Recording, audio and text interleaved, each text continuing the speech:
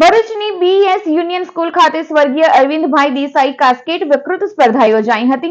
ભરૂચના ચુનારવાડ સ્થિત Bharuch education trust સંચાલિત ભરૂચની બીઈએસ યુનિયન સ્કૂલ ખાતે પૂર્વ પ્રાથમિક અને પ્રાથમિક વિભાગમાં સ્વર્ગીય અરવિંદભાઈ દેસાઈ કાસ્કેટ વક્તૃત્વ સ્પર્ધા અને વાર્ષિક ઇનામ વિતરણ સમારોહ યોજાયો હતો, જેમાં શાળાના બાળકોએ ઉત્સાહભેર ભાગ લીધો હતો. જ્યારે શાળાની ઇતર પ્રવૃત્તિમાં શ્રેષ્ઠ દેખાવ કરનાર વિદ્યાર્થીઓને ઇનામ આપી સન્માનિત કરવામાં આવ્યા હતા.